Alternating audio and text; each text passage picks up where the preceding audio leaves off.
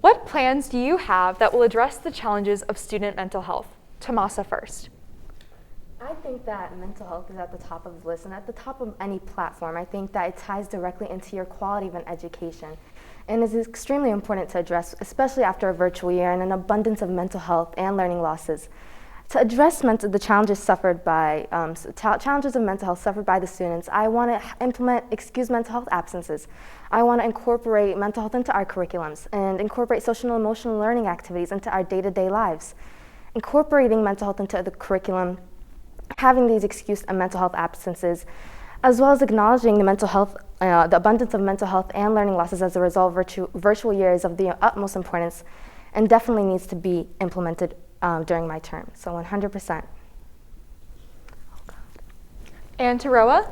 So I think it's important to address the fact that student mental health is something that we all experience, something that is essential that we address because almost every single student in BCPS has struggled with their mental health, especially in the past 2 years, especially with adolescents, especially with our students. We're experiencing students who struggle with their mental health and don't have access to continuous resources.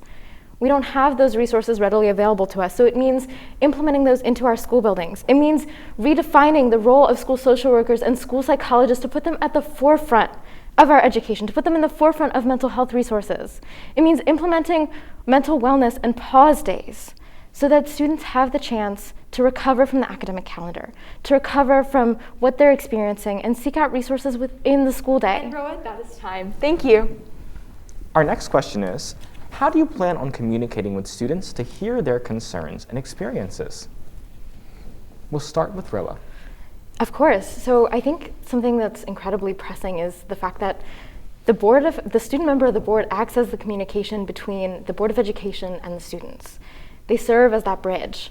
So within my term, I will implement a student member of the board cabinet where students will have the chance to communicate with me and influence some of the policy that I push for, but also increasing the amount of communication between me and the students. It means meeting with students regularly, meeting with those students and with those schools and building those connections because those connections matter.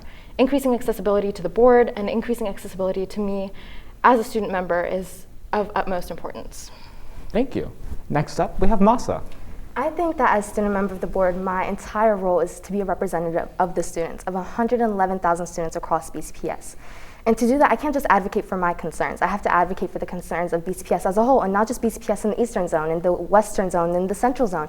I have to take a close look at each zone of BCPS, see what their circumstances are, see what problems directly affect them, and advocate them for the board, and make sure that not only are those concerns heard, but also addressed. So to do that, I want to advocate for an outreach team and have a cabinet, basically like what Ro was saying, to kind of help me reach out to those students and connect with 111,000 students across BCPS, but also planning SMOB visits, going to those schools and connecting with the students directly, because I am that direct link between the students and the Board of Education. In order to do my job to its full potential and to really take control of the role, I need to connect with the students, and that's how I would do so. So thank you.